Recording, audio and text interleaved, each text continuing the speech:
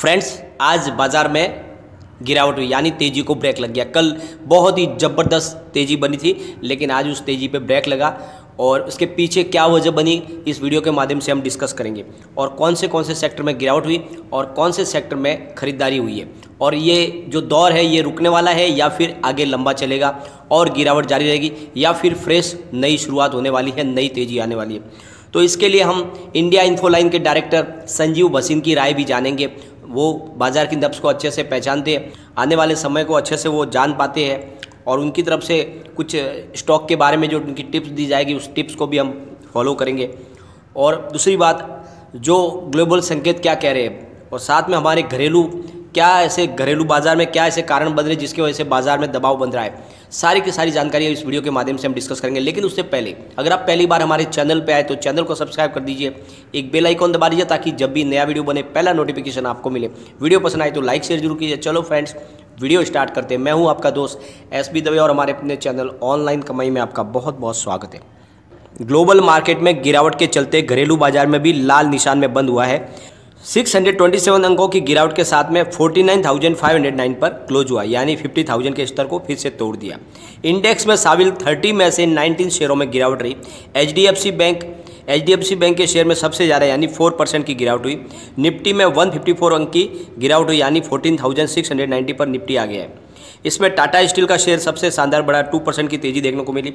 इससे पहले बाजार में लगातार 2 दिन तक बढ़त दर्ज की गई थी। निवेशकों ने सबसे ज़्यादा IT और बैंकिंग सेक्टर के शेयर बेचे हैं। गिरावट के चलते निफ्टी बैंक इंडेक्स करीब 571 अंक नीचे यानी 33,303 पर क्लोज हुआ है। इसी तरह IT इंडेक्स भी 266 अंक नीचे क्लोज हुआ है। सुबह सेंसेक्स में 87 अंकों की गिरावट के साथ यानी 50,014 अंक के स्तर पर बाजार की शुरुआत हुई थी, और निफ्टी में 33 अंक की गिरावट थी यानी 14,811 का स्तर उन्होंने शुरुआत की थी। लेकिन फिर बाजार में लगातार दबाव बनने लगा। BSE पर 3,079 शेयरों का कारोबार हुआ, जिसमें से 1,396 शेयरों में बढ़त हुई और 1,486 शेयरों में गिरावट हुई। एक्सचेंज पर लिस्टेड कंपनियों का कुल मार्केट कैप 204.28 लाख करोड़ हो गया है, जो कल 204.81 लाख करोड़ का था। तो मार्केट कैप में गिरावट हुई है, लेकिन उतनी बड़ी नहीं हुई है, और इसके पीछे जो वजह है ग्लोबल संकेत का कमज़ोर होना। एशियाई बाजार में भी लगभग सब जगह गिरावट थी। हांगकांग का हैंगसेंग 206 अंक गिरकर 28,366 पर आ गया है। चीन का संघाई कॉम्पोजिट 14,000 नीचे 3,441 अंक पर बंद हुआ है। जापान का निक्की इंडेक्स 225 पॉइंट्स गिरकर 29,207 पर आ गया है। और कोरिया का कॉप्सी इंडेक्स और ऑस्ट्रेलिया का ऑल ऑर्डिनरीज भी इंडेक्स सपाट ही क्लोज हुए। और अमेरिकी बाजार में भी गिरावट थी।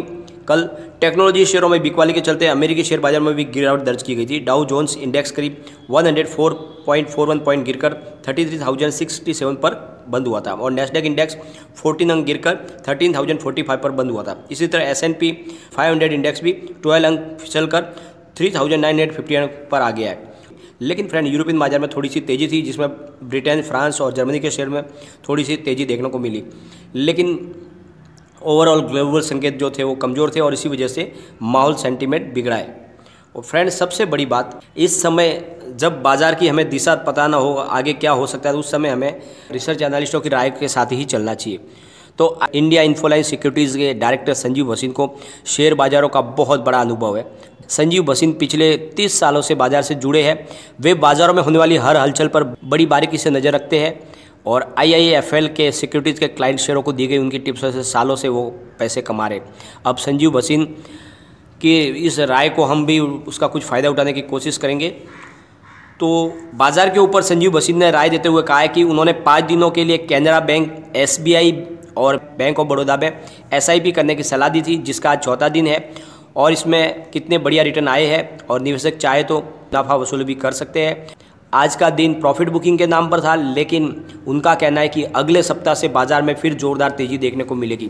तो संजय भसीन की राय है कि अगले हफ्ते से बाज़ार में शानदार तेज़ी हमें देखने को मिल सकती है।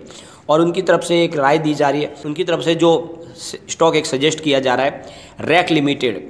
संजीव भसीन निवेशकों के लिए पहली पिक्स के रूप में रैक लिमिटेड खरीदारी की सलाह दी है। उनका कहना है कि स्टॉक में अच्छा करेक्शन आ चुका है और इसके नंबर जोरदार रहने वाले हैं। उन्होंने कहा कि स्टॉक को आप 131 से लेकर 132 के स्तर पर आप खरीदें और इसमें 140 का लक्ष्य आपको देखने को मिलेगा।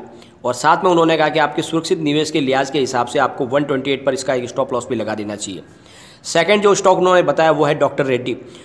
संजीव वसीन निवेशकों को डॉक्टर रेड्डी में खरीदारी की सलाह दे रहे हैं। उन्होंने कहा है कि इस समय कंपनी सिर्फ भारत में ही स्पुतनिक की वैक्सीन नहीं बेच रही है बल्कि यूरोप के दूसरे देशों में इसे बेच रही है। यह वैक्सीन कंपनी के लिए काफ़ी फ़ायदा देने वाली है और उन्होंने कहा है कि स्टॉक का पोर्टफोलियो बहुत अच्छा है, इसके अब तक के सबसे अच्छे रिजल्ट आने की उम्मीद है और ये स्टॉक अगले महीने यानी अप्रैल में 10% की तेज़ी दिखा सकता है। उन्होंने कहा स्टॉक को आप 4540 से लेकर 4550 के आसपास खरीद सकते हैं। इसमें आपको टारगेट देखने को मिलेगा 4750 का, लेकिन सुरक्षित निवेश के हिसाब से आपको इसमें 4465 का एक स्टॉप लॉस भी लगा देना चाहिए। तो इस तरह से संजीव वसीन की तरफ से आपको डॉक्टर रेड्डी की सलाह दी जा रही है। उनका कहना है कि आपको इसमें निवेश करना चाहिए, बहुत ही सुरक्षित और शानदार स्टॉक है। संजीव वसीन की तरफ से SBI लाइफ के लिए भी कहा जा रहा है। संजीव वसीन ने कहा है कि SBI लाइफ में आपको खरीदारी करनी चाहिए। उनका कहना है कि कंपनी का तिमाही का रिजल्ट अब तक का सबसे अच्छा रिजल्ट साबित होगा। उन्होंने कहा स्टॉक को आप 884 से लेकर 885 के स्तर पर खरीदें, इसमें आपको 925 का स्तर देखने को मिलेगा। इसके साथ ही उन्होंने कहा कि सुरक्षित निवेश के हिसाब से आपको 870 का स्टॉप लॉस लगाना चाहिए। तो इस तरह से जो संजीव वसीन की राय निकल के आ रही है कि इस समय ये खरीदारी का मौका है, आपको खरीदारी करनी चाहिए क्योंकि अगले सप्ताह से इसमें शानदार तेज़ी की संभावना बाजार में बन रही है। आज हमारे इस महीने की अंतिम तारीख है, कल से नया महीना शुरू हो जाएगा अप्रैल महीना और ये रिजल्ट का महीना होगा। तो जैसे जैसे कंपनियों के शानदार रिजल्ट घोषित होंगे उसके बाद में बाज़ार में शानदार तेज़ी की संभावना बनेगी क्योंकि कोविड का जो इफेक्ट है वो फिर से जो उठा है वो अभी 15-20 दिन पहले हुआ, तो इसका इफेक्ट इस रिजल्ट के ऊपर नहीं आएगा।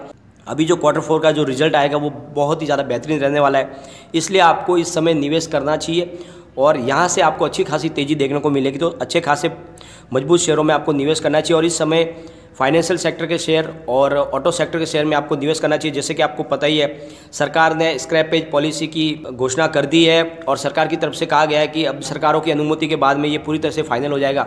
तो स्क्रैपेज पॉलिसी आने के बाद ऑटो सेक्टर में बहुत ज़्यादा बूम आने वाली है क्योंकि बहुत सारे व्हीकल अब स्क्रैप होंगे, तो आने वाले समय में इस सेक्टर में बहुत ही ज़्यादा तेज़ी की संभावना बनेगी।